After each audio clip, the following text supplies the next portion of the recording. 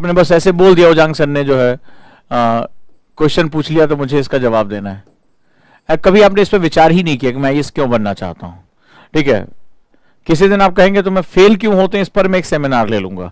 आपको जानना बहुत जरूरी है आप फेल क्यों कर जाते हैं, और उसमें से एक बहुत बड़ा कारण यही है क्योंकि आप जानते ही नहीं आप किसके लिए काम कर रहे हैं, आपका उद्देश्य आपको नहीं पता है। और उद्देश्यहीन व्यक्ति जो होता है वो वैसे भी कहीं नहीं पहुंचता है, वो सब निरर्थक होता है पूरी तरीके से। ठीक है, तो आपके अंदर अगर वो बात नहीं है, जैसे एजुकेशन बोल दिया जल्दी, एजुकेशन एजुकेशन एजुकेशन, क्या बालकों का एजुकेशन या बालिकाओं का education, male education female education, क्योंकि आप प्रॉब्लम का सॉल्यूशन लेने जा रहे हैं ना। आप एजुकेशन मतलब आप समस्त जो है वो ब्रह्मांड की जो है पूरा हायर एजुकेशन से लेकर सब कुछ आप जोड़ देंगे, नहीं। इसका मतलब अगर आप अपनी बात को कह पाने में स्पष्ट नहीं है तो जिन लोगों ने भी इसको बहुत हल्के में लिया है ना, उन्होंने, आप समझ लीजिएगा आगे चलकर उनको बड़े हल्के में ले लिया जाएगा। यूपीएससी आपको बड़े हल्के में लेगा, आपको पता ही नहीं कि आप क्यों जो है सर्विस में। मुझे आज पता चल गया कितने लोग जो है वो यूपीएससी की तैयारी, आईएएस तो बनना चाहते हैं लेकिन उसको कितनी गंभीरता से समझ रहे हैं, वो मुझे आज समझ में आ गया।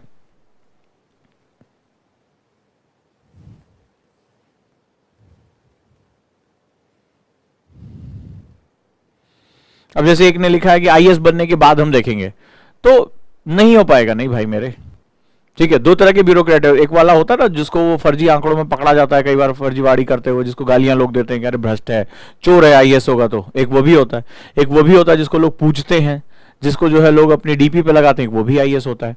तो आपको तय करना है कौन सा बनना है। ये जितने भी है ना कि बाद में सोचेंगे, अभी सोचा नहीं है, अभी तो हम आईएएस बन जाए फिर देखेंगे, तो पहली बात तो इनका पहले डाउट है कि ये अंदर जाके कि एनर्जी की जरूरत पड़ेगी। एक समय आप अकेले हो जाएंगे, मैं भी आपका साथ छोड़ चुका हूंगा, आपके माता पिता साथ छोड़ चुके होंगे। एक ऐसा समय आएगा जब आप अपने बंद कमरों में घंटों पढ़ रहे होंगे और आप बिल्कुल अकेले होंगे। उस समय आपका यही जो हिम्मत है, मैं आज जो बात कह रहा हूं उसको उसी समय जो बच्चे ने तैयारी की होगी या जो बच्चा जो है इसको गहराई से समझता होगा, जानता होगा मैं उसके साथ क्या कर रहा हूं। एक समय ऐसा भी आता है इस यूपीएससी तैयारी में जहां आपका साया भी साथ छोड़ देता है।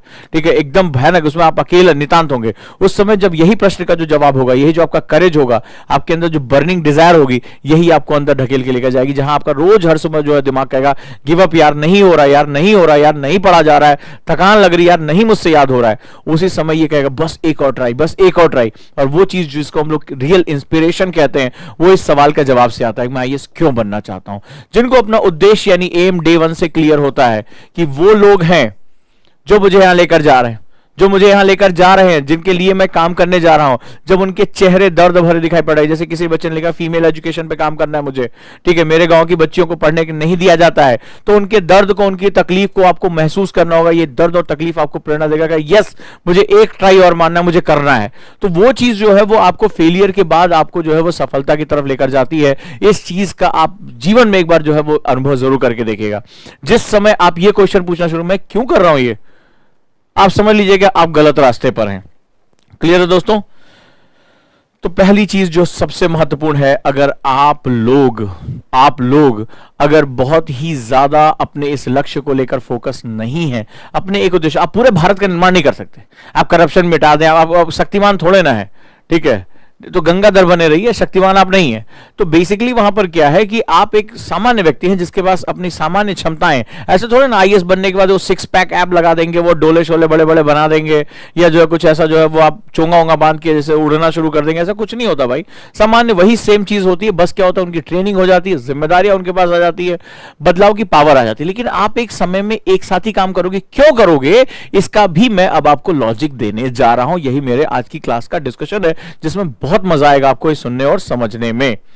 कई लोगों ने बहुत अच्छे जवाब दिए हैं, अच्छा लग रहा है, टू द पॉइंट जवाब है, और जहां पर कंक्रीट हिट करना चाहिए वही जवाब है आपके, राइट। लेकिन जिन बच्चों ने ऐसे गोल गोल बातें की हैं ना, जो गोल गोल उड़ाने वाली बातें की हैं, वो बहुत परेशान होने जा रहे हैं। क्योंकि मैं फिर कह रहा हूं, फिर आपसे कह रहा हूं, अभी आपको लग रहा है उजांग आपके साथ है, आप कह रहे हैं बहुत अच्छी लग रही है आपकी बातें, लेकिन एक समय आएगा जहां आप नितांत अकेले होंगे, बिल्कुल अकेले होंगे।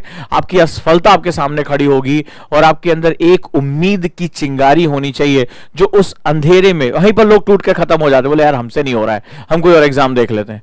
लेकिन जो लोग जुटे रहते हैं वो उसी एक मूवमेंट को क्रॉस कर जाते हैं और सफलता उनका जो है स्वागत करती है। लेकिन कभी सोचा कि उस नाउम्मीदी के क्षणों में, उस होपलेस पॉइंट पे कौन आपके अंदर होप दिलाएगा? ना तो उजांग सर वहां है, ना आपके पेरेंट्स हैं, ना आपके गुरु, कोई नहीं है वहां पर। कौन होगा? और वो होगा जिस दिन आपके दिलो दिमाग में ये वो मकसद, वो तस्वीर उस बच्ची के लिए जिसके लिए आप काम करने जा रहे हैं, उस गरीब आदमी के लिए जिसको आपने भूख से तड़पते हुए देखा है, या कोई ऐसी चीज जिसकी दिलो दिमाग पर बहुत छाप है, उसका चेहरा जब सामने आएगा तब कहोगे यस, मुझे पूरा हक है एक और ट्राई करने का, और मुझे बेस्ट ट्राई करना है, क्योंकि मेरे जीवन का मकसद मुझे पता है। आज तो तुम्हें ये बातें बहुत हल्की लग रही होंगी, तुम्हें लग रहा होगा शायद ये भाषणबाजी हो रही है, लेकिन आज ये डायरी में लिख लो कि मैंने आज ये बात की, अक्षरशः लिख लो, और जब कभी इन क्षणों से होकर गुजरोगे तब तुम्हें लगेगा हाँ, इस व्यक्ति ने वही बात कही है जो वास्तव में हमारे लिए सबसे जरूरी थी। तो मैं ये चाहूंगा कि एक समय जब सब कोई तुम्हारा साथ छोड़ दे, जब तुम नितांत अंधेरों में भी हो, तब भी तुम्हारे पैर नहीं रुकने चाहिए। इसी का तो प्रयास कर रहा हूं। जब तुम सफल हो रहे होते, जब भीड़ साथ होती, तब किस बात की टेंशन है यार? मजा तो तब आता है, असली पहचान तब होती है कौन मेरा है कौन अपना, जब तुम अंधेरों से गुजर रहे होते हो, जब साया भी साथ छोड़ देता, जब मुश्किलें सामने जो है वो दैत्य की तरह खड़ी होती, तब समझ में आता है कौन मेरा है और कौन मेरा नहीं है। तुम्हें वहां सिखा रहा हूं कि उन क्षणों में भी तुम हार कर वापस नहीं लौटोगे, तुम्हें जीतना होगा, और इसके लिए तुम्हें जानना होगा, मुझे अपने मकसद को ये पहचानना होगा। ये मकसद बड़ी इंपॉर्टेंट चीज होती है, ये हम इंसानों से बेहतरीन काम करा ले जाती है।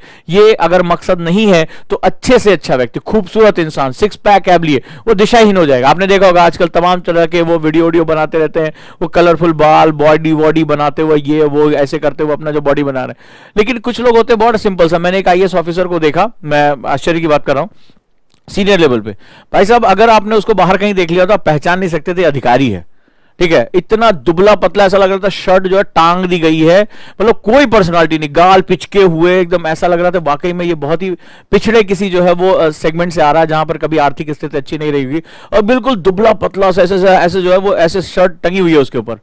लेकिन जब वो गाड़ी रुकी और जब शॉफर उतरा है, जब बॉडीगार्ड उतरे हैं, ठीक है, वो मतलब उसकी बॉडी को वाकई में गार्ड करने की जरूरत थी, सिंगल तीली जैसे जैसे शरीर था, लेकिन जब वो जलवा उतरता है, इसे कहते हैं, वो इंसान नहीं उतरता, जलवा उतरता है, जब वो जलवा उतरता तब लगा हाँ भगदड़ मच गई, ठीक है, साहब आ गए। और वो सीनियर आईएएस ऑफिसर जो था और वहां जब उतरा तब वो लगा कि यार ये शरीर कोई मैटर नहीं करता है, ये जो दिमाग होता है ना 250 ग्राम का, ये जो एक्वायर करता है, पोस्ट हासिल करता है, ये जो मकसद हासिल करता है, ये सबसे जरूरी होता है। नहीं तो उस आदमी को बाहर कोई कहते कि ये भाई साहब सीनियर आईएएस ऑफिसर, हंसते हंसते पेट में दर्द हो जाता कि यार हम तो इसको पहचान नहीं पा रहे, किसी का मजाक नहीं उड़ा रहा व्यक्तित्व का। लेकिन आपको मैं बता रहा हूं कि आप अगर अपने शरीर की बजाय अपने दिमाग की ताकत पे जाना शुरू करेंगे, जो ये बच्चे कहते हैं कि मैं फलाना हूं, मैं ढिकाने में, बहुत से मैसेज आते हैं, सर मैं दिव्यांग हूं, मैं फलाना, मैं आईएएस बन सकता नहीं, सब भूल जाए। किसी ने मुझे लिख के, कितने लोगों ने मैसेज किया सर मैं हकलाता हूं, जो है स्टैमर करता हूं, मैं बन पाऊंगा। अपने ऊपर भरोसा करना सीखो, ठीक है, अपने मकसद को पहचानना सीखो। कम से कम अपने जो हमारे ऐसे भाई बहन जिनको प्रिविलेज नहीं है उनके लिए लड़ना सीखो, उनके लिए लड़ना सीखो, and you find your way, आप आसानी से अपना रास्ता पा जाओगे। और मैंने आपको लास्ट टाइम एक कहानी जो शेयर की थी, जब मैं अपने स्टूडेंट से मिलने लबासना गया था, ठीक है, तो जहां पर हम लोग रात में डिनर कर रहे थे बाहर सभी लोग, तो बगल में जो है वो 2 लोग ऐसे बैठे जो मतलब कुछ ऐसे गुनगुना रहे थे बगल की टेबल में, ठीक है, वो बिल्कुल देख नहीं सकते थे, बिल्कुल देख नहीं सकते थे, वो हर चीज को छू कर या वो अपने साथ किसी को असिस्ट करने के लिए लेकर, दोनों भारतीय प्रशासनिक सेवा के अधिकारी थे, राइट, वो दोनों ट्रेनीज थे, वो देख नहीं सकते थे वो हर चीज को ऐसे हवा में। लेकिन आपने देखा कि आपकी जो हौसले होते हैं, आपकी जो लड़ने की ताकत होती है, आपको डिजायर जो होती है, वो आपको आगे लेकर जाती है, ठीक है। नेक्स्ट वन, तो अब हम बात करते हैं, मैं आपसे ये बातें क्यों कर रहा हूं, क्या मैं कोई मोटिवेशन बात करने जा रहा हूं, नहीं, मैं तुम्हें सच्चाई बताने जा रहा हूं।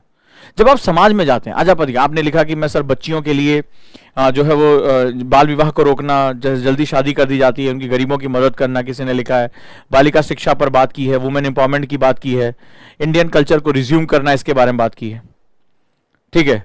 मुझे एक बात बताओ, रोका किसने है? ये बच्चियों को पढ़ने से रोका किसने है? ये बाल विवाह करवा कौन रहा है? ये जो है वो बच्चे और बच्ची में भेद कौन कर रहा है? मुझे आप बताइए, कौन है जो गरीब को उसका हक पाने से रोक रहा है? कौन? मुझे इन सवालों का जवाब आपकी तरफ से मुझे चाहिए होगा, तभी मैं आऊंगा कि मैंने आपसे क्यों कहा कि अपने मकसद को, और ये नहीं कि सिर्फ सिलेक्शन तक चाहिए, जीवन पर्यंत चाहिए मकसद। ये मकसद जीवन पर्यंत चाहिए। और मैं तुम्हें अभी प्रैक्टिकल एग्जांपल दूंगा, तुम्हारे बीच में ऐसे सीनियर मोस्ट आईएएस और आईपीएस ऑफिसर हैं जो इस मकसद को अपना जीवन बना चुके हैं। एक होता है जिंदगी में मकसद बनाना और एक होता है मकसद को जिंदगी बनाना। क्या मैंने कहा? एक होता है जिंदगी में मकसद बनाना और एक ऐसी भी पर्सनालिटीज होती हैं जो अपने मकसद को अपनी जिंदगी बना लेती है। अपने मकसद को जिंदगी बना लो, दुनिया तुम्हारे सामने झुकेगी। इसी में एक नाम अजीत डोभाल साहब का है, जिन्होंने इतना कुछ करने के बावजूद अपने मकसद को कि राष्ट्र को वापस लेकर जाना है, अखंड भारत की तरफ जाना है, भारत के दुश्मनों को नेस्तनाबूद कर देना है, किसी भी स्थिति में काम करके रखना है, भारत की अखंडता और संप्रभुता के सामने कोई क्वेश्चन नहीं आने देना, और जो भारत की तरफ आंख उठा के देखे उसकी सिर्फ धमकाना, उसकी आंखें भी निकाल लेना है। ऐसे व्यक्ति का नाम है senior most IPS officer Ajit Doval साहब, जिन्होंने जिंदगी में मकसद तो बनाया लेकिन आगे चलकर अपने मकसद को अपनी जिंदगी बना ली। और जिस दिन आप अपने मकसद को अपनी जिंदगी बना लेते हैं, दुनिया की कोई ताकत आपको रोक नहीं सकती। इस बात को लिख लेना आज अपनी डायरी में कि मुझे सिर्फ अपनी जिंदगी में मकसद नहीं बनाना है, मुझे अपने मकसद को अपनी जिंदगी बना लेनी है, मुझे उसको जीना है, मुझे अपने अंदर उसे लेकर पालना है, ताकि मैं जो है वो अपने जो भी लक्ष्य है उस पर मैं पहुंच सकूं। समझे? तो दोस्तों यहां बहुत ही महत्वपूर्ण बात है, आखिर कौन रोक रहा है, एलिमेंट्स कहां हैं, और वो है तुम्हारा समाज। सोच, तुम कहां हो? तुम भी इसी समाज का हिस्सा हो। तुम सोच रहे हो कि मैं इन समस्याओं से, तुम एक अधिकारी हो और तुम अलग अलग क्षेत्रों में अपने अपने हिसाब से जो आपने अपने सामने दिक्कतें देखी उनके आप समाधान के लिए जा रहे हो, लेकिन तुम्हारे ही समाज में जो है उसको रोकने का काम भी किया जा रहा है। यानी तुम्हें लड़ना कैसे है? तुम जहां से आए हो तुम्हें उसी माहौल से संघर्ष करना है। और लड़ाई कैसी है? लड़ाई यहां पर स्पष्ट नहीं है, प्रत्यक्ष नहीं है, अप्रत्यक्ष बहुत ज्यादा है। तुम्हें उनकी मानसिकता को बदलना है, तुम्हें अपने उद्देश्य को समझाना है, तुम्हें अपने मकसद के लिए बात करनी है। और जब तुम अपने मकसद के लिए बात करोगे तो तुम्हें क्या होगा? एक रास्ता मिलना शुरू हो जाएगा। क्लियर है दोस्तों? ये बहुत ही जो है वो गहरी बात है और इसको आपको बहुत ध्यान से समझना पड़ेगा। आखिर हमारा समाज, हमारी सोसाइटी इतनी रिलेक्टेंट क्यों होती है? ये समाज है क्या? समाज में इतना घर्षण क्यों है? समाज में सबको हक क्यों नहीं मिल रहे हैं? क्या शिक्षा, कहीं हमारे संविधान में लिखा है कि हम भारत के लोग जब प्रियम्बल की बात करते हैं तो हम भारत के अमीर लोग, हम भारत के गरीब लोग, हम भारत के फलाना धर्म के लोग, हम कहीं बात करते हैं? नहीं बात करते हैं। हम कहते हैं we the people of India, हम भारत के लोग। और फिर भी अगर हम अपने प्रियम्बल में, अपने संविधान में इस बात को लेकर आते हैं तो समाज के अंदर हमें विभाजन क्यों दिखाई पड़ता है? क्यों ऐसा होता है कि जब तुम किसी पर्पस के लिए आगे काम करोगे तो तुम्हारे पर्पस पर इतना ज्यादा फ्रिक्शन होगा, इतना ज्यादा घर्षण होगा और तुम्हारे कामों पर भी उंगली उठाई जा सकती है। अब मैं तुम्हें समझाता हूं कि आखिर ये समाज यानी सोसाइटी का बेसिक स्ट्रक्चर होता क्या है। ये अगर आप समझ जाओगे तो आपके लिए बहुत ही महत्वपूर्ण जो है वो सेगमेंट निकल कर आएगा। और वो ये होता है कि जो समाज होता है, कई बार हम सोचते हैं समाज, लोगों की संख्या, लोगों का नंबर, ये समाज है। नहीं, अब जरा ध्यान से समझो ये समाज क्या होता है। बेसिकली हमारा समाज जो है कॉन्सेंट्रिक लेयर्स यानी मल्टीपल लेयर्स होती हैं। इसमें कई क्या होती हैं? इसको हम लोग बोलते हैं कई परतें होती हैं। ऐसे समझो कि एक चक्के के अंदर ढेर सारे चक्के लगे हुए हैं, कई परतदार चक्के हैं। यह हमारा समाज का स्ट्रक्चर है। ठीक है, बड़े ध्यान से इसको समझते जाना। इसमें हमारे समाज के जो मध्य भाग में है, दिस इज नोन सेंटर, इसको सेंटर ऑफ इंक्लूजन कहते हैं, COI, यानी ये समावेशन बिंदु है। ठीक है, समावेशन बिंदु है, ये हमारा समावेशन बिंदु। बड़े ध्यान से इसको समझना, ये सेंटर ऑफ इंक्लूजन है। समावेशन का मतलब इनको शिक्षा, स्वास्थ्य, सुविधाएं, पैसा, सहूलियत सब बड़े आराम से मिले। ये कोई भी हो सकता है, ये कोई नेता हो सकता है, कोई जो है वो नौकरशाह हो सकता है, कोई एलीट क्लास हो सकता है, कोई ताकतवर बिजनेसमैन, कोई भी हो सकता है। तो इसकी लाइफ में अगर कोई भी चेंज आता है अगर यहां पर, तो इसकी लाइफ में तुरंत चेंज हो जाता है। इसको एजुकेशन, हेल्थ सब कुछ बहुत बढ़िया मिली है। फिर इसके बाद अगली लेयर होती है, ये सेंटर ऑफ इंक्लूजन से थोड़ी दूर होती है, लेकिन फिर भी अगर इसमें कोई चेंज आता है तो इसको भी आसानी से चेंजेस हमें देखने को मिलते हैं।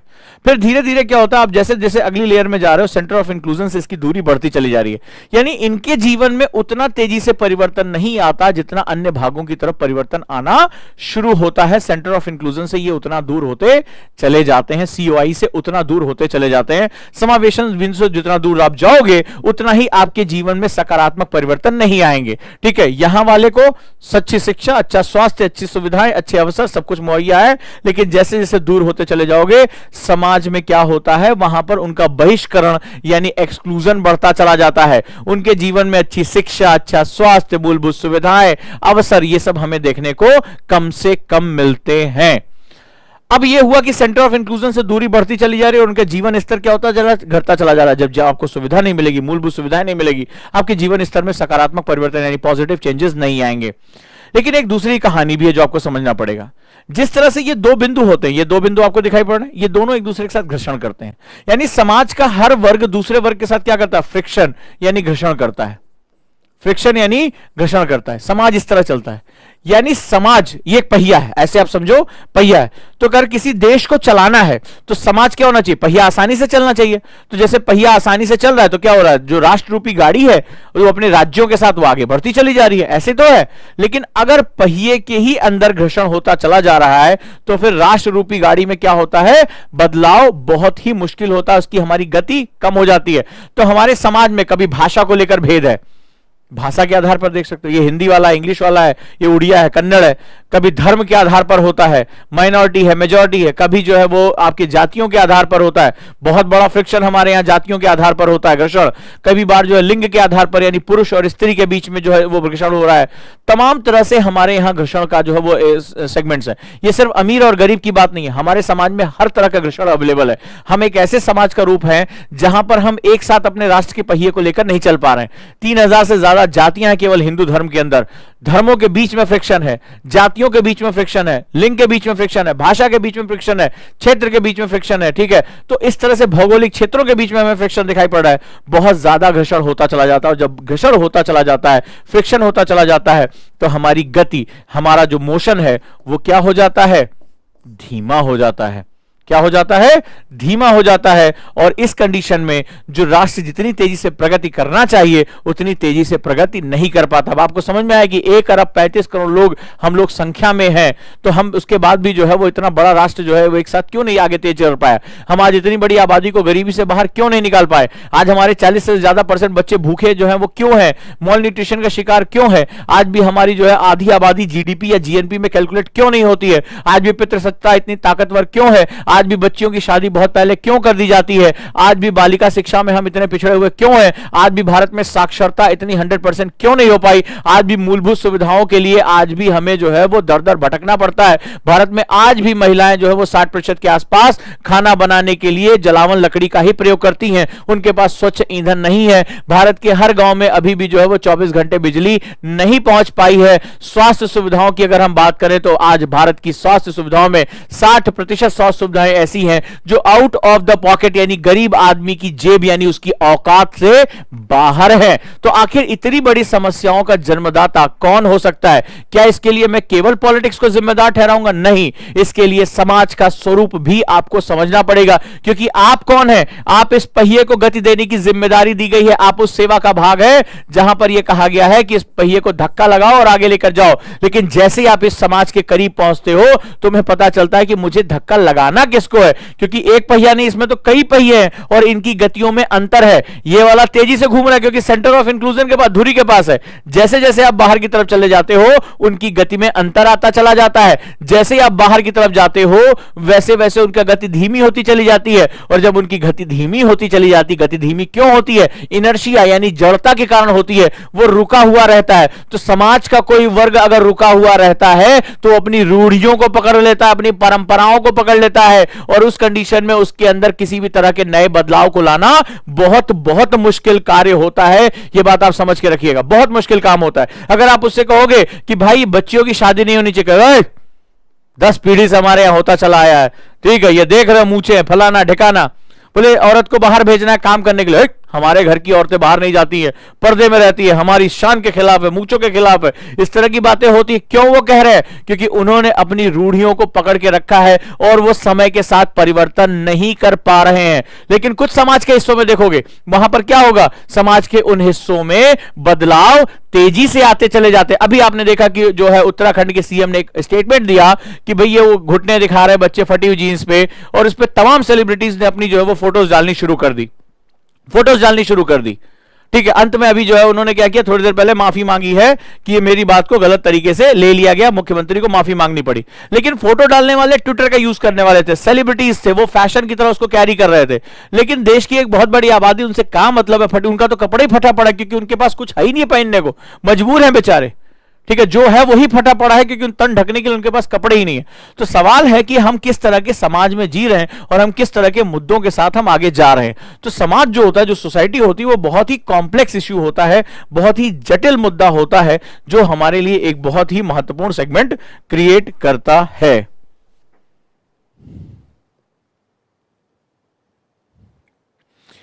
पंचाल ने पूछा what are the reasons behind friction, ठीक है। जब फ्रिक्शन कब होता है? जब दोनों परतों में गति समान नहीं हो रही। अगर गति समान हो रही है तो क्या होगा, ये लगातार मूवमेंट कर रहा है, लेकिन एक की गति दूसरी है और दूसरे की गति दूसरी है, तो इसमें क्या होता है, इसमें हमें फ्रिक्शन देखने को मिलता है। यानी जैसे जैसे आप लोगों को इंक्लूड नहीं कर पा रहे हैं किसी भी कारण से, किसी के पास जमीन नहीं है, किसी के पास आय के साधन नहीं, किसी के पास शिक्षा नहीं है, किसी के पास स्वास्थ्य नहीं है, कोई जाति प्रथा में मारा गया है, उसके बच्चे को स्कूल में नहीं बैठने दिया जा रहा, कोई धर्म की वजह से पिछड़ा हुआ है, तमाम ऐसे हमारे जो है वो सोसाइटी में इनहेरिट कारण होते हैं जहां पर हम लोग इसकी वजह से फ्रिक्शन क्रिएट होता है। और समाज में जो परिवर्तन की गति होती है, किसकी गति, जो है रेट ऑफ चेंज की जो बात हम कर रहे हैं, यानी परिवर्तन की जो गति की बात कर रहे हैं, वो एक समान नहीं हो पाती है, और इसीलिए समाज क्या होते हैं, वहां पर फ्रिक्शन क्रिएट करते हैं। और जब आप इस जो पहिया पिछड़ रहा है उसको जब धक्का देने जाते हो तो वो आपको ही रिटेलिएट करते हैं, वो आपको आसानी से नहीं समझ पाते हैं, और इसका नतीजा होता है कि वो फिर क्या होता है, आपके और उनके बीच में एक तनाव, एक टेंशन पैदा होती है। लेकिन जो धैर्य वाले हैं, जो आपके महत्वपूर्ण तरीके से काम करने वाले हैं, वो बेसिकली इस पर बहुत अच्छे तरीके से काम करते हैं। मैं आपको और एग्जांपल लेकर समझाता हूं जो शायद आपके साथ जो है वो इसको और अच्छे तरीके से आपको समझ में आएगा। आपने नक्सलाइट्स का नाम सुना होगा, आपने नक्सलवादी आंदोलन का नाम सुना होगा। जब आप इसको आप पढ़ेंगे, आपके सिलेबस में डेवलपमेंट वर्सेस एक्सट्रीमिज्म, तो आप पाएंगे कि वो हमारे देश के ही नागरिक हैं भाई मेरे। लेकिन आप तेंदू के पत्तों के लिए उनकी महिलाओं के साथ आप रेप नहीं कर सकते, आप उनको जो है जेलों में बंद करके पीट नहीं सकते। लेकिन शासन ये करता था क्योंकि वो जंगल के अधिकारों का, जो जंगल पे जो राइट्स है, वो तो गवर्नमेंट और सरकार के अधिकारियों ने ले रखा था। और वो बेचारे जो जंगल के रहवासी थे, जो हजारों सालों से वहां रह रहे थे, वो जंगल में अपना अधिकार मांगने जाते हैं तो आप उनके साथ इतना भयानक काम करते हैं, उनका शोषण करते हैं, उनके लोगों को पीटते हैं जेलों में ले जाकर। महुआ की जो शराब होती है, महुआ के बीज के लिए उनके साथ क्या क्या कुकृत्य होते हैं, तो वो जो है वो रिटेलिएशन करते हैं, और वो क्या होता है, अंत में बंदूक उठा लेते हैं। उनके जो जमीनें छीन ली जाती है, उनकी जंगल जमीन छीन ली जाती है, तो वो रिटेलिएशन करते हैं। और जब वो रिटेलिएशन करते हैं, यानी कि वो कहते हैं कि ये कौन सा राष्ट्र है जो हमारे लिए ही नहीं खड़ा पा रहा है, राष्ट्र के लोग ही शक्तियों का दुरुपयोग करके हमारी ऐसी तैसी कर रहे हैं, हमें बहिष्कृत कर रहे हैं, हमें बाहर कर रहे हैं, तो फ्रिक्शन वहां जन्म लेता है। यह फ्रिक्शन संघर्ष के रूप में जन्म लेता है और वो हथियार उठा लेते हैं, और फिर वो सरकार को जो है वो नेग्लिफाई करते हुए वो अपना संघर्ष आगे लेकर जाते हैं, जो इसका एक बेस थीम था। चलिए, एक नक्सलवादी आंदोलन खड़ा होता है जिसमें आपके विचार अलग हो सकते हैं, मेरे विचार अलग हो सकते हैं, थर्ड पार्टी के विचार बिल्कुल अलग हो सकते हैं। कौन किसको किस परिप्रेक्ष्य में देखेगा, यहां मैं किसी को गलत या सही जस्टिफाई करने नहीं जा रहा हूं। मैं यहां पर आपको उस फ्रिक्शन यानी उस संघर्ष के बारे में बताने जा रहा हूं जो हमारे समाज के मूल चरित्र में छुपा हुआ है। अब सवाल क्या हुआ कि ये जो बहुत हिंसा हुई, जो है नक्सलाइट भी मारे जाते हैं, हमारे सिक्योरिटी फोर्सेस के लोग भी शहीद होते हैं, बहुत ज्यादा इसमें तनाव होता है, और जान तो किसी की भी जाए, ठीक है, वो कभी भी उसको जो है हिंसा को कभी भी जस्टिफाई नहीं किया जा सकता। हम गांधी के देश के लोग हैं, हम उस धरोहर को लेकर आगे बढ़े जो कभी हिंसा को यानी वायलेंस को जस्टिफाई नहीं कर सकते किसी भी रूप में। अब सवाल यह हुआ कि हम जब आगे जा रहे हैं तो अब इसका सॉल्यूशन क्या निकलेगा। अंत में बहुत कोशिशें करने के बाद सरकार को समझ में आया कि इसमें से ज्यादातर लोग जो बहिष्कृत किए गए वो हमारे द्वारा किए गए, हमारी नीतियों के द्वारा किए गए। फॉरेस्ट राइट एक्ट में बदलाव किया गया और सरकार ने अब कहा कि इन लोगों को मुख्य धारा में लाने का प्रयास किया जाना चाहिए। चाहे वो प्रोजेक्ट रोशनी चलाई हो, चाहे कुछ भी हो, उसमें मुझे सुकमा के डीएम डीएम साहब की याद आती है। ठीक है, सुकमा के डीएम साहब यंग लड़का जो है गया और उसने कहा कि नक्सलाइट्स जो आज के समय में तमाम लोग जो आगे गए, उन्होंने तमाम तरह के अपने जो है वो सेगमेंट्स क्रिएट किए और कैडर के लिए इन्हीं लड़के लड़कियों की भर्ती करते थे।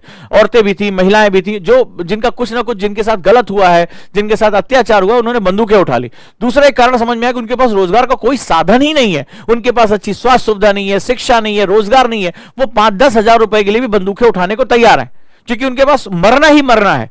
तो कह रहे हैं यार लड़के मरेंगे कम से कम, जो है वो हमें भूख से मरने से अच्छा है कि हो सकता है हम जिंदा रह जाएं लास्ट तक। तो इस कंडीशन में उनके पास कोई विकल्प ही नहीं, जीवन का विकल्प ही नहीं है, हमें पता है कि दोनों साइड हमें मरना ही है, तो क्यों नहीं हम बंदूक उठा लेते। ये स्थिति है। जब आप सलाम बस्तर पढ़ते हो राहुल पंडिता की किताब, तो उसमें आपको ये जो उन्होंने बहुत लंबे समय तक उसमें रिसर्च किया है, तो आपको बहुत दर्द जो है दर्दनाक घटनाएं पता चलती है, हमारे समाज की वो सच्चाई है। अब सुकमा का डीएम यंग लड़का, आप देखिए, बंदूक नहीं उठाता है, बंदूक नहीं उठाता, वो क्या करता है, वो चला जाता है नक्सलाइट्स के गांव में। ठीक है, आप इंटरनेट पे भी सर्च कर सकते हैं। नक्सलाइट के गांव में चला जाता है, जाता है, उनकी भाषा में उनसे बात करता है। ठीक है, और बात करता है, धीरे धीरे उनको समझाता है कि सरकार की डेवलपमेंटल योजनाएं क्या है, और वो खुद अपने मतलब सिक्योरिटी गार्ड को लेकर मोटरसाइकिल पे बैठ के चलाता है, कार भी अपनी छोड़ देता है, जंगलों में चला जाता है, इतना निर्भीक होता है वो, जंगलों में चला जाता है, वहां जा जाके काम करता है।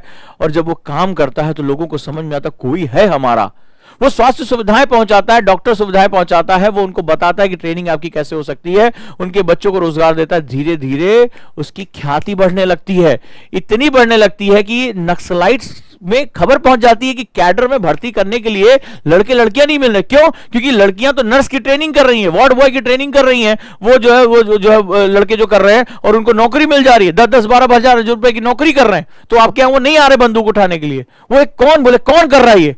कौन सी सिक्योरिटी फोर्स आ गई? हम तो आज तक कभी किसी सिक्योरिटी सीआरपीएफ से डरे ही नहीं। बोले नहीं, वो एक लड़का आया, डीएम है, बहुत खतरनाक है, वो सबसे जाके बात करके समझा रहा है, उसकी जो है वो बहुत पॉपुलैरिटी बढ़ती जा रही है। अगवा कर लिया, क्योंकि वो तो निर्भीक था, वो अकेले चला जाता था, अगवा कर लिया, उसको अबडक्ट कर लिया। लेकिन खैर, भारतीय प्रशासनिक सेवा के अधिकारी हो, पूरा प्रशासन उतार दिया उसको जो छुड़ाने के लिए, छुड़ा भी ले आए, निगोशिएशन भी किया।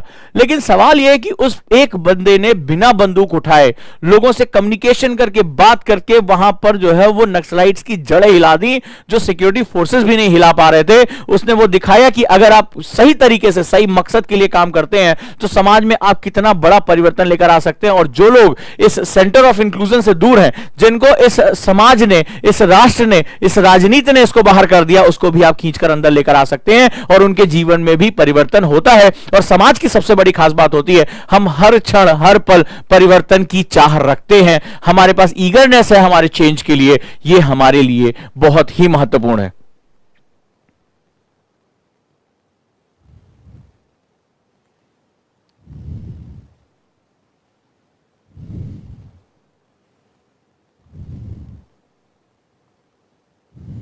डन?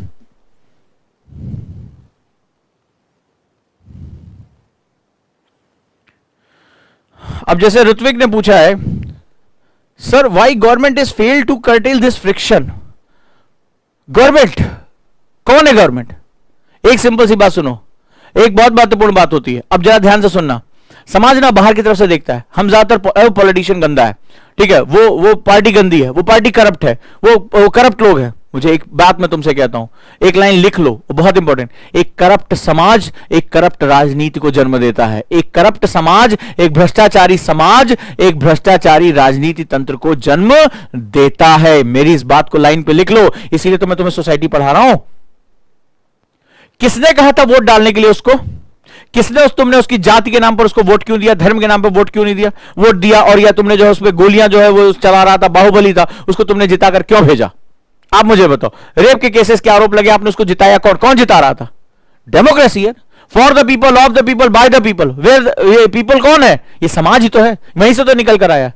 तो आपने कहा भाई वो मेरी जाति का है, ठीक है, तो हम उसको वोट देंगे, भले चाहे कितना बड़ा पापी हो, हमारी रक्षा कर रहा है। So you are fragmented. तो जब तुम विभाजित हो तो राजनीति तो हमेशा विभाजन का फायदा उठाती है। ये तो इसका चूल्हा ही जलता है इसी विभाजन पे। आज से नहीं, अंग्रेज डिवाइड एंड रूल पे काम करते चले आ रहे, तुम्हें बांटेंगे, मौज करेंगे। तो सवाल है कि एक करप्ट समाज ही एक करप्ट पॉलिटिक्स को जन्म देता है। लोकतंत्र में तुम्हारे पास तो क्वेश्चन पूछो कि नहीं भाई, मैं और तुम जो है जाति धर्म के नाम पे नहीं लड़ेंगे, हम जो उससे बात करेंगे, वो जो खड़ा हुआ है उससे बात करेंगे, उसको नहीं जिताएंगे, खत्म करो, भगा सर उसको, जो है हमें नहीं उसको जिताना है। पर आपने तो जिताया उसको, वो जीत कर पहुंच रहा है। आज कितने बाहुबली जेल से जो है रूल कर रहे हैं, कर रहे कि नहीं कर रहे? क्यों जीत गए वो? क्यों जीत गए वो? क्वेश्चन यही है। सो सवाल है कि समाज अपने ऊपर नहीं देख रहा है, वो कह रहा है राजनीति भ्रष्ट है, वो फलाना जो है भ्रष्ट है। उसको पावर में पहुंचाने वाला कौन है? यह विभाजित समाज। उसने कनपटी में बंदूक रखे तुमसे नहीं वोट लिया था ना, आपने दिया था, हमने दिया था। तो यह हमारी उदासीनता थी, मतलब हम किसी को नहीं देंगे, भाड़ में जाए, सब चोर हैं। आपने विद्रोह की आवाज नहीं उठाई। जब तक आप विद्रोह की आवाज नहीं उठाएंगे, जब गलत को गलत नहीं कहेंगे, तो आपने क्या किया? आपने गलत को स्वीकार कर लिया। कहते हैं ना, चोर का साथ देने वाला भी चोर होता है। तो सेम वही चीज है, लेकिन हम इसके बारे में बात नहीं करते। और नेता चोर है, वो फलाना चोर है, फलाना डेग, वो वहां तक पहुंचा कैसे? इसीलिए तो तुम्हें पढ़ा रहा हूं, ये करप्ट समाज ही एक करप्ट पॉलिटिक्स को जन्म देता है। और नहीं अगर तुम्हें प्रूव है तो रेनासा को उठा के देख लो। जब पुनर्जागरण समाज के अंदर से आया था तो राजनीति को उखाड़ के फेंक दिया था कि नहीं फेंक दिया था? तभी तो हम आगे गए, तभी यूरोपियन संस्कृति कितनी आगे चली गई उसके बाद। तो सवाल है, हम जागेंगे कब? राइट।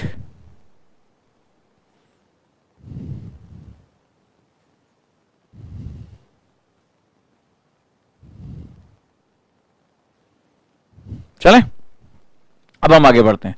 तो समझ में समझ कि समाज जो है वो मल्टी लेयर है। कैसा है? इसका कैरेक्टर क्या है? मल्टी लेयर है, बहुपरतीय है। मल्टी लेयर सोसाइटी, बहुपरत है इसमें। और इसमें क्या हो? परतों के बीच में ढेर सारा फ्रिक्शन यानी घर्षण है। ये घर्षण कई वजह से। अब जैसे किसी बच्चे ने पूछा ये फ्रिक्शन क्यों है? ये फ्रिक्शन है हमारी पहचानों की वजह से। कई बार जैसे जब आप अपनी जाति का नाम लेते हैं, अपने धर्म का नाम लेते हैं, हम फलानवा कुमार ऐसे हैं, ठीक है, हम फलाने जो है ऐसे हैं, तो उसमें क्या होता है? हम अपनी पहचानों के साथ जुड़ जाते हैं। जब हमें इंक्लूजन नहीं मिलता है तो हमारी गति कम हो जाती है। जब हमारी गति कम हो जाती है तो फिर हम क्या होता है? रूढ़िवादिता होते चले जाते हैं। हमें लगता है कि हमें अपनी पहचानों को बचाए रखने के लिए हमने अपनी रूढ़ियों को, पहले हम उसको परंपराओं का नाम देते हैं, फिर हम उसको रूढ़ियों का नाम दे देते हैं कि बाप दादा करते चला। जैसे आप कभी कल को डीएम बन के जाओगे, जैसे अभी मुझे याद है कि अतर आमिर साहब जो है जयपुर में थे, अब तो खैर कश्मीर वापस चले गए। तो जब जयपुर में थे तो उन्होंने बालिका से, आपको पता होगा, उनको बहुत अवार्ड मिले हैं। उनकी जो है वो तमाम ग्राम पंचायतों में उन्होंने बालिका जो विवाह था, जो बाल विवाह था, उसको स्पेशली बच्चियों की पढ़ाई और बालिका विवाह को रोकने में उन्होंने बहुत मदद की थी, बहुत उन्हें कामयाबी मिली थी। तो उसका रीजन था कि उन्होंने संवाद स्थापित किया था, लोगों से मिले जुले और उनसे जो है वो डायरेक्टली कम्युनिकेशन करना शुरू किया। तो उसमें ज्यादातर यही था कि वो अपनी परंपराओं की दुहाई, एक्चुअली परंपराएं तो कोई गलत नहीं होती है, लेकिन वो रूढ़ियों में जब कन्वर्ट हो जाती हैं, वो एक जिसे कहते हैं जकड़न में कन्वर्ट हो जाती है, तो वहां एक प्रॉब्लम आ जाती है।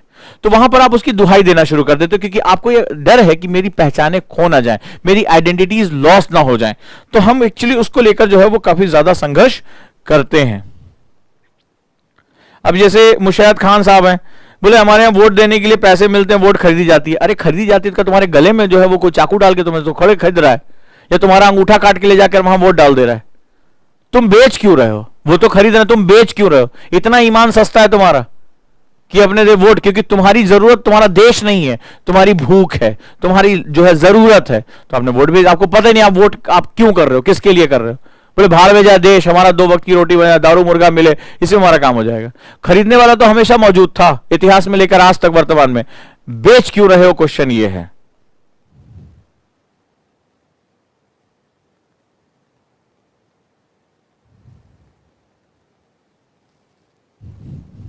Clear? So this is the factor कि हमारी सोसाइटी इस तरह से काम करती है। अब हम सोसाइटी के सिलेबस पे आते हैं कि सोसाइटी पर जो है वो सिलेबस जो है वो किस तरह से काम करता है। हमारे लिए इसमें जो है वो क्या सेगमेंट हमारे पास अवेलेबल है। अब देखिए हमारा आज डिस्कशन थोड़ा और गंभीर होता चला जा रहा है, ठीक है। अब आपको यहीं से चैलेंज आएगा जब आप परिवर्तन करने जाओगे। इसीलिए यूपीएससी में जो आपकी पूरी लाइफ, मैंने कहा कि आपका जीवन, आपका मकसद आपका जीवन होना चाहिए, वो इसी वजह से होता है, राइट। इसी वजह से होता है कि आप इसको किस तरह से यूटिलाइज करते हो। आप ये परिवर्तन रातों रात लेकर नहीं आ सकते, आपके पास बहुत पेशेंस होना चाहिए, लगातार इस पर धैर्य के साथ आपको काम करना है, आपको पूरे जीवन भर इस पर काम करना है अपने मकसद को लेकर, तभी आप इस तरह के परिवर्तन आप लेकर आओगे। और होते हैं परिवर्तन, लेकिन भारतीय समाज में विविधताएं इतनी ज्यादा है कि कई बार वो विविधताएं वास्तव में कई बार फ्रिक्शन में कन्वर्ट हो जाती हैं, घर्षण में कन्वर्ट हो जाती है। इसलिए हमारी समाज में परिवर्तन की गति बहुत मुश्किल, और यही कारण है कि आज हमारे यहाँ, चाहे अगर हम बाल विवाह की समस्या हो, आज हमारे यहाँ जो है वो अगर जो है वो जिसे कहते हैं कि हत्याएं हो जाती हैं, जहां पर प्रेम विवाह कोई करता है तो उसकी हत्या कर दी जाती है, और तमाम इस तरह की ऐसी समस्याएं हैं जो अभी भी हम जो है मेडाइवल तरह के कल्चर में हम जकड़े हुए हैं। और कई बार उनकी जो सुरक्षा के लिए, उनकी जो बचाने के लिए जो है जो हत्याएं होती है उसको जस्टिफाई करने के लिए हम अपनी परंपराओं और अपनी रूढ़ियों की दुहाई देते हैं। तो वैसी कंडीशन में जैसे मैंने अभी पढ़ा कि एक दिन अभी एक लड़की ने जो है एक लड़के से शादी कर ली, 2 महीने बाद उसको लेकर आए और रात में जो है वो भाई ने जो है वो बहनोई का गला काट के वो पुलिस स्टेशन चला गया और बहन की भी हत्या कर दी। तो ये हमारे समाज में ही हो रहा है। ठीक है, आपने 2 लोगों की जान ले ली सिर्फ आप अपने उस रूढ़ी, अपनी दुहाई और इन सब चीजों के नाते। तो हम जो बहुत लॉजिकल नहीं हो रहे हैं, हम बहुत ज्यादा उस पर जो है वो क्वेश्चन नहीं कर रहे हैं, हम जकड़े हुए हैं, हम अपनी पहचानों के साथ जकड़े हुए हैं कि हमारा समाज क्या कहेगा। क्लियर है?